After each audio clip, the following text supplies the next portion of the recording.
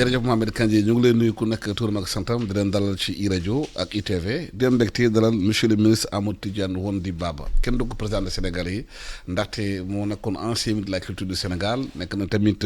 fii écrivain di bind ay téere yu bëri ci Afrique di nekk panafricaniste de haut niveau di nekk quelque part cheikhantis maanaam Cheikh Anta Diop lu muy bind yëpp di ci gestu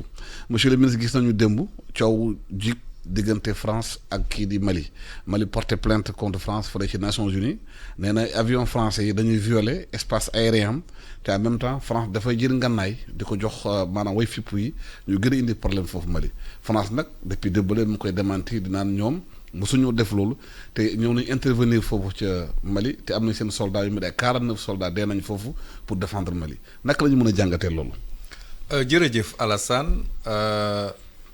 li ñuy war a njëkk jàngat moo di continent africain lëmm ba tey amul un siège permanent aux Nations Unies suñu demee ba toog ñu naan Mali mu ngi jéem a am plainte conseil de sécurité te waroon bokk ci membre compte au moins Afrique suñu amul pays yëpp sax ñu am fa ay représentants Afrique Union africaine bi nga xam ni président Macky Sall moo ko doon présider te jox na defe naa léegi président Embalo wala yu mel noonu. CEDEAO. boobu CEDEAO la en tout cas ba léegi président Union africaine donc mooy président Macky Sall. waroon na mën a yëkkati baatam ci conseil de sécurité porter foofu njàmbatu Mali mais dafa mel ni réewu tubaab yi ak Chine ñoom ñoo seq conseil de sécurité. lu ñu bëgg ñu wax fa lañ fay wax lu ñu bëggul mu wax fa kenn ci ñoom teg veto injustice boobu bi nga xam ni àdduna koy dox jeunesse africaine yi tey nee nañu déet doy na su dee ñun suñu génération mënoon nañu nangu loolu xale yii ñëw yi nga xam ni man li ma yëg ci seen mentalité moo di c'est des personnes décomplexées ragaluñu tubaab faalewuñu leen ñooñu ci jamono yii ñëw ou bien Nations Unies jox ñu suñu gëdd ou bien ñu génn Nations Unies ñu ñëpp collectivement c'est vrai que su ma ko waxee ñu bëri danañu ne je rêve mais rêve moom mooy jur réalité nañu am ambition pour suñu continent am ambition pour suñu jeunesse effacer frontières artificielles yi nga xam ni yii loolu mooy panafricanisme tey yi nga xam ni colons yi ñoo toog Berlin dessiner lu leen neex ne diw malien la diw sénégalais la diw mauritanien la teg ko ci seen stratégie de domination et d'assujettissement sunu destin ñoom ñoo koy contrôler nañu bëggee nañ koy doxale ni nga ko waxee sànq ñun ak Mali benn réew lañu te ca ay jamono ñoom Sunjata empire du Mali ñu ngi woon ci biir te du ñun rek yeneen réew yi ñu wër ñu ngi ci woon est-ce que ñooñu dañuy ëpp ambition balaa panafricanisme bi di ñëw empire Songhai empire du Ghana ay empire yu rëy yu am fayda te boobu avion amul internet amul mais volonté politique amoon na kon tey li ñuy jooy moo di amuñu volonté politique xale yi léegi ñu ngi wax chef d'état africain yi ay préfet ngeen parce que ku ci nekk ci yéen dem France moo ko gën a yomb dem Bamako wala dem Nouakchott ku ci nekk ci yéen dem Washington moo ko gën a neex dem Burkina wala beneen réew wala Cameroun bàyyi leen yooyu ñun ñu vivons comme si ñu ngi jox le dos à notre continent Occident la ñuy xooluñu suñu continent bi nga xam ni moo ëpp richesse ci kaw suuf jeunesse am moo gën a bëri te moo gën a jeune xam-xam yi léegi xale yi yor nañ ko amul fenn fooy dem ci àdduna foo xam ni fii doo fa gis à un très haut niveau ay élite africaine yu jàng ba ne mais suñu ñëwee ci seen réew dañ leen di doyadil mindset boobu maanaam noonu ñuy xoolee suñu bopp xeeb suñu bopp niñ koy waxee ni la wuudi bi di gisee noonu la lay ëwale tubaab yi dañu gis ne ñun fonkuñu suñu bopp fonkante wuñ ci suñ biir joxante wuñu gëdd ci suñ biir moo tax ñu xeeb ñu di ñu dërëjee pour li jëm ci Mali li ñu jàmbat ñoom moo di dañuy gis ay roplaan yuy romb di dem di ñëw mais loolu xel mën na koo nangu France kay li mu def Afrique gën na ñaaw loolu te France ku yaakaar ne dana génn Mali rek ñibbi dem toog loolu da nga di gune mais ñëpp xam nañ ne bañ fay génn du ci ak seen sago te barewul réew yu ñu leen génnee par force ñoo dem ànd ceeg mbégte. kon suñu génnee par bunt bi danañu def lu nekk pour ñëwaat par palanteer bi mu des ban solidarité naka la ñu war a taxawoo Mali naka la ñu war a def ba Afrique nekk benn naka la ñu war a def ba lu metti ci Bamako bu ñu xool walla di ajuster sunuy politique ci ni tubaab yi seen aajo la ñuy dox France su amul woon Afrique du dem fenn puissance moyenne la en régression ñun loolu la ñu war a comprendre. ñun parce que loolu moo tax li Mali wax France di jox ay ngànnaay maanaam terroristes yi pour ñu gën a di attaquer. mais loolu def nañ ko ci temps de paix def nañ ko ci temps de guerre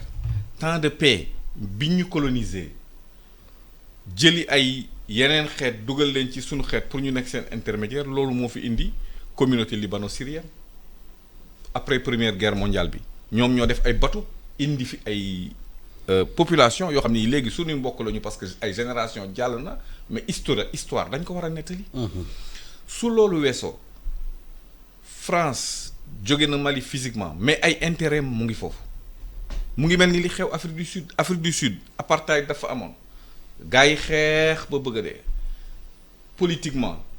apartheid deñ na mais économiquement apartheid dafa ba tey am na sax ay villes yoo xam ni tubaab rek lañ ñoo fa dëkk képp ku fa dugg ku ñuul jaam nga fa da ngay liggéey ñun africains yi nañu yeewu Alassane nañu yeewu mooy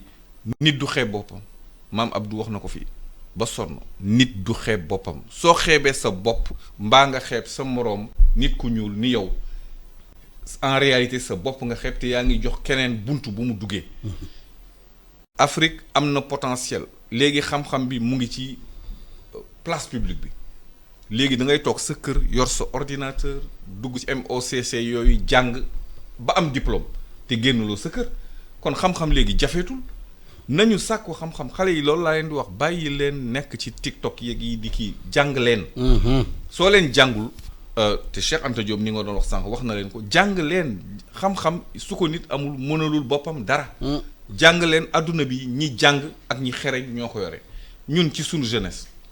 Vietnam américains yi jéem nañ ko boobu mënuñu balaa ñoom français yi jéem nañ ko boobu mënuñu lu tax fulla fayda après dogu ci xam-xam tey Vietnam c'est une puissance émergente. ñun ñu ngi nii toog rek wax bu dul jeex ak politique politicienne bu dul jeex. loolu Sénégal boo xam ne bi 17 millions d'habitants la am waroon nañu mën a mànkoo ci dara déggoo ci dara pour suñu réew fukki at fileeg fukki at xale yi gis beneen réew. te barki démb dernier contingent français yi buy jógee Mali di dem Niger à côté ci 400 kilomètres fu ñu nekkoon mooy opération Barkhane dafa coïncider ak jour bi nga xamante ne Afghanistan américain jóge nañ foofu. loolu bari di ko jàngat nee na défaite tubaab yi la ci noot réew yi la mais est-ce que yaakaar nga ne français yi danañu bàyyi noonu Mali parce que gis nañu tentative bi amoon temps yi passé ci camp de Kati contre le président li nee nañu français yi bu fekkee ne seen intérêt am na toujours Mali uranium am na fa or am na fa pétrole am na gaz am na fa duñ fa demee noonu compte tenu situation internationale bi am crise ukrainienne bi soxla de gaz soxla na pétrole ndaxte am na jafe-jafe est-ce que loolu danger pour régime malien mais danger la mos a nekk c'est-à-dire que France mënuñoo yéene lu ëpp ñun li ñu war a yéene suñu bopp quand même nañu xoolaat yëf yi mënuñoo France est-ce que bëgg nañu développer est-ce que ñun bëgguñu développer parce que dafay mel ni ñoom ñoo ñu bëggal jàmm ñun bëggaluñu suñu bopp jàmm loolu dafa reelu c'est-à-dire que ñun ñoo war a bàyyi di singer tubaab loolu la ñu war a njëkk a def bàyyi di singer tubaab bëggal sunu bopp dund boo xam ni méngoo na sunu aada méngoo na ak sunu cosaan waxuma ñu dellu jamono yàgg yi déedéet. mais tey jii civilisation bu nekk Cheikh Hamidou Kane wax na ko c'est une architecture de réponse yow yaay poser sa bopp ay questions di ci joxe ay réponses mais nga bàyyi nga doon di dem di imiter li keneen doon. ñàkk fayda fa la yem te loolu moo war a dàkk ci Afrique yaa ngi doon wax tout à l'heure gis nga tubaab dañuy foog ne ñoo gën a muus nit ñi mais ñi ñu tooñ mooy ñi ñu jiite parce que ñu muusan ci gannaaw ñi ñu jiite ñoom dañu leen di corrompre moo di sa réew am na richesse mais yaa fa gën yaa fa ëpp xam-xam yaa fa nangam di la flatter di la yóbbu di la jox ay médailles di la nangam ba nga gëm ko nga topp leen ci li nga xam ni seen intérêt la yow xam nga ne léegi ay drone a ngi fi tubaab bi même suñ demee ñun ñii fii toog Dakar ay drone a ngi romb suñ kaw kenn du leen gis ñuy photo ak di enregistrer yi ñuy wax ne feeñ na Afrique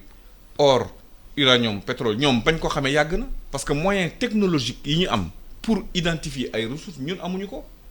te ñu war ci jóg parce que xam-xam bi léegi am na ay géophysiciens ay astronomes ay jeunes sénégalais ñu ngi fi am xam-xam mais nañu leen ngemb boot leen mutualiser sunuy moyens xoolal ni ñu doyee di le malien Cheikh Modibo Diarra ki à la NASA dem Mali jéem ñu dugal ko ci ay politicienne ba tekkeetu fa dara alors que mu mun a am potentiel indil Afrique xam-xam ah le jeune Kayré qui est là qui est astronome nañu leen ngemb ñu former yeneen jeunes sénégalais état sénégalais yooyu la war a jublu comment former les formateurs naka la ñu war a mën a def ba ñu am xam-xam jàngal ñi xamul naka la ñu war a mën a def ba yar ñi xamul nee leen ku xamul da ngay yaru topp ci ñi xam mais munuñu ku nekk rek 17 millions de sénégalais ku nekk président ci sa TikTok lu la neex wax loolu dañ ko war a gérer mais li koy gérer moo di leadership bu éclairé maanaam ay leaders yoo xam ni suñu joxoñee fenn ne fii la ñu war a dem ñëpp nangul leen ko mais su fekkente ne da ngay joxoñ fenn ñëpp ne la demuñu parce que weddi nañ la loolu moo war a dañ ci war a waxtaan. mais est-ce que décision maanaam gouvernement Mali autorités yu bees yi nañu commencé comporter ak France dina génne mun na def tache d'huile en Afrique. loolu lay ñaan yàlla man li ma gis moo di am na lu ñu ji Mali am na lu ñu maliens yi ji moo di fulla ak fayda dafa am solo ci réew man dem naa Mali mois de mai gisuma ci nit ñi xatum xol au contraire dañu féex moo di juboo nañu donte ne ñun ñii intellectuels yëpp d'accord nañ ne militaire caserne mooy place am d'accord nañu mais su gàccee naree am militaire bi ngay gis mu sol tenue lan moo ko wuuteeg civil su solee xaftaan ba su tabaski dara biir tenue bi malien moo ci nekk bu bëgg réewam am yaakaar ci réewam sunuy militaire fii nii su bésu tabaski jotee ñun ñëpp ñu solu civil kenn du xàmmee kenn sénégalais la comme yow ngeen bokk ay sëriñ bokk ay daayira bokk ay mbokk bokk ay pas-pas kon nañu bàyyi di naan militaire deuxième point troisième point est-ce que ay réew extérieur ñoo war a wax Mali seen transition nangam la war a durer nangam la war Maliens yi dañ leen ne non kenn bañul transition du militaire yi du société civile bi du parti politique yi mais bàyyi leen ñu ànd ak sunu sago ñun xam nañu sunu réew ñu ngi koy doxal donc man li may yaakaar moo di am na lu ñu ji Mali nag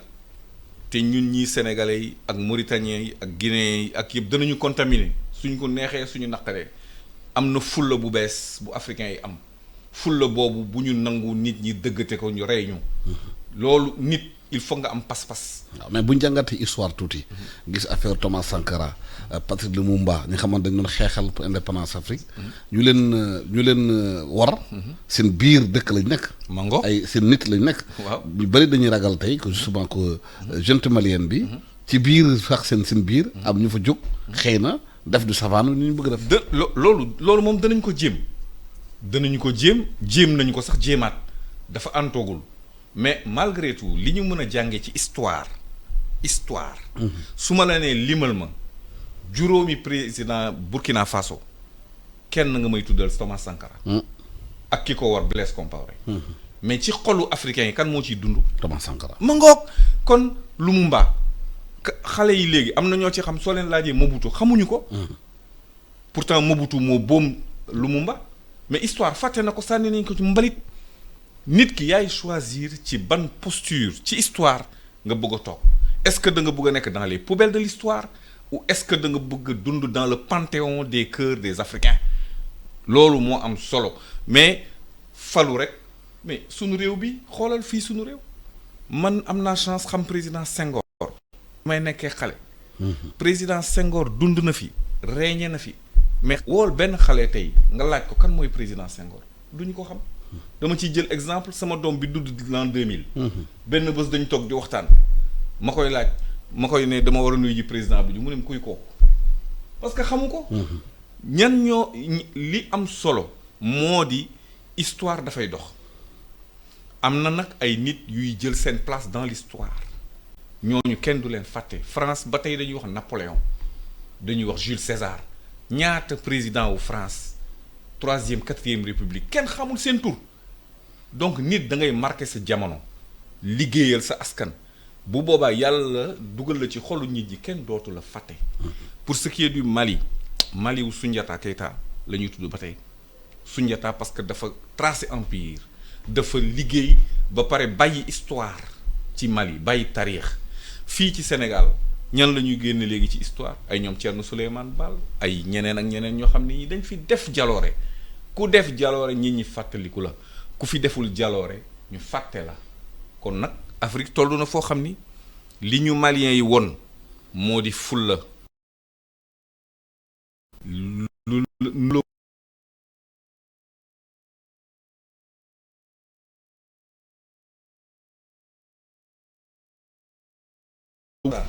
Alassane alliance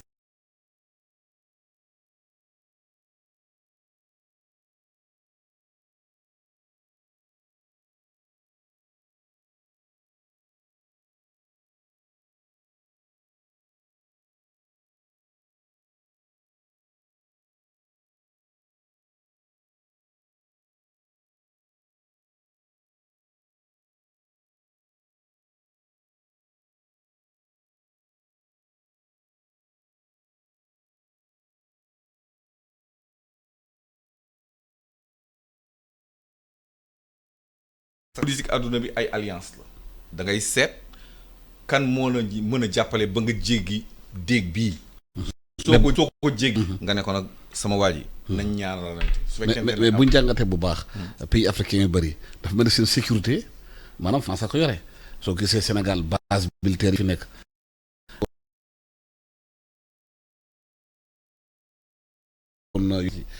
nee nañu temps yi passé kii junte guinéenne bi bopp dafa am seen ministre de la défense Idi Amin bi demoon France di bëgg aussi ubbi benn base militaire foofu ca Guinée est-ce que loolu sécurité boobu boo ko jéggaane mooy amatoo souveraineté. xam nga gàcce am na 60 ans après indépendance yow sa ay maam xeex ngir ñu moom suñu bopp 60 ans après indépendance mënuloo assurer sa sécurité su fête de l'indépendance jotee nga peinture à la va-vite sagaru oto yi nga yor yi ñu la may nga défilé jënd ay tenues yu bees ci yépp ci sunu kanam lay am fii ci réew mi nañu bàyyi naxante gis nga Chine ba muy def révolution ci la Mao Tse-tung créé la ko ce qu'on appelle l'armée rouge dafa mobiliser jeunes yëpp xale yi fiy jaay ndaamaraas ak yëpp lu ñuy tambambaalu su sécurité réew mi taxawee ñépp a war a jóg takk seen digg donte ne lance-pierre nga yor sama waa ji sa réew bi ñu doonee xale dañ doon ne dañ doon jàng ci wolofal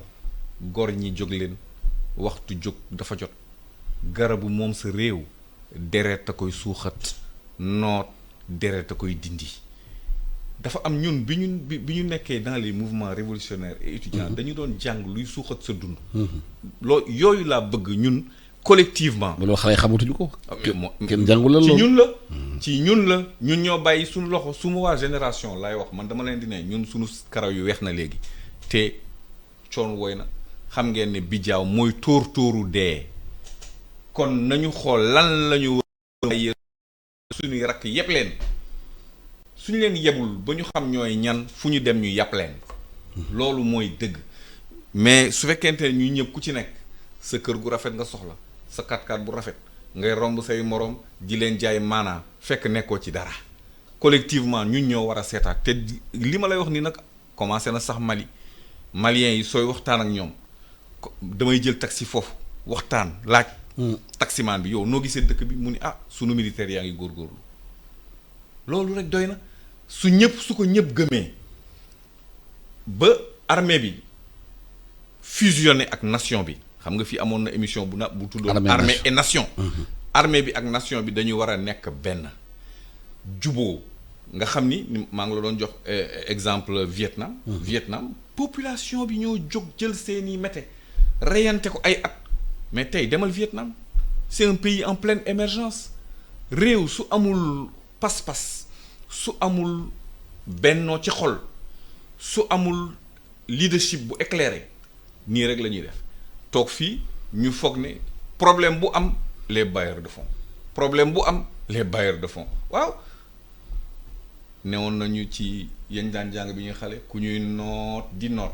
te sa ginnaaw neex cëkk ca dëju soo fudduwul yow moom du ca jóg mukk. te dem bu ñu demee ci xamoo sànq wax nga xale yi ak xarala yu bees yi xarala yu bees yi mel ne aussi quelque part au delà jàng bu ci war a jàng am na aussi fu ñu téye suñu réew yi maanaam loo bind loo wax loo xalaat ñoom mën nañ ko càmbar xam foo jëm anticiper ko dans la prospective gën la teg ay affaires yi xamante ne doo ci génn. mais non mais. ci internet bi. waaw adduna bi ci email yi. voilà ci téléphone yi. da lay déglu dañuy def lépp. xam nga loolu ban problème lay njëkk posé moo di naka la ñu sàgganee continent africain lëmm 54 pays defe naa yu am des moyens am xam fu ñuy wutee technologie bi ñu sàggan ba serveurs yi États-Unis la nekk les vraies questions nañ ko toog wax. les vraies questions c'est ça les questions de souveraineté tey moo di ñu jàngal xale yi ñu def am la maîtrise de l'intelligence artificielle c'est des choses à notre portée. man dama ci am waxtaan ñu bëri sur les réseaux parce que réseaux yi am na avantage am na inconvénient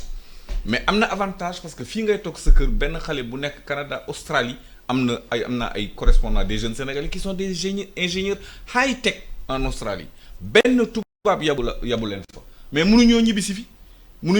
parce que suñ ñëwee dañ leen di toroxal ñi leen di toroxal amuñu xam-xam amuñu jàng amuñu yar amuñu yéene bu rafet ci suñu réew. yooyu la ñu war a waxtaane mais su fekkente ne suñu réew débat politique bi yépp c'est kañ la prochaine élection gis nga génn nañu ni ci législative ñëpp a ngi xalaat présidentielle. mais loolu mooy lan ay élection yoo xam ni tubaab ñoo ñu ko jàngal ñun mënoon nañu am sax ay mode inventé suñu ay mode électoral boo xam ni dana dëppoog li ñu doon dëppoog parce que ñaata nit fii ñooy la ñuy fal te ku leen xool xam ni kii du nit nitewul bari na voilà donc waroon nañu mën a inventer ay modalités de choix d'accession à des responsabilités yoo xam ni dana dëppoog ñun li ñu xam ci nit nit dafay nite mais koo xam ni kii rek yow costume karawaatu ñu foog ne kilifa nga fekk du tus yooyu Alassane xawma ci yan espace man maa ngi bind lu ma mën bés bu nekk ma bind di xataraayu mais malheureusement ñun ñiy bind ci tubaab la ñuy bind sunu kàddu dafa am fu muy yem parce que minorité moo fi dégg tubaab soo leen ñu invité nii ci wolof te may ñaan tout le temps nañ ma invité itam ci pulaar ndax dama koy làkk ni may làkkee wolof nga mun a wax ak ñu gën a yaatu mais urgence ak appel bi may lancé comme indi nga ma ba fii moo di Sénégal nañu xoolaat sunu doxalin 62 ans d'indépendance ñuy tëñëx yi demuñu fenn ndax du réaliser ay infrastructure mooy defar réew lii defar réew mooy di nga tabax nit soo tabaxee nit ki tabax li ci des. tabax xel yi. da ngay tabax nit tabax jikko yi tabax nit ba mu nekk nit kooku su nekkee nit mu tabax li ci des walla mu xam sax li ngay tabax naka la koy jëriñoo yaa ngi fàttaliku fii. benn taxi bu jëloon passerelle boo xam ne bii c'est réservé aux piétons. mais xamu ci dara gis na ne yoon la rek mu dugg ci. est-ce que loolu laaj na léegi yu bëri di wax léegi ci réew mi est-ce que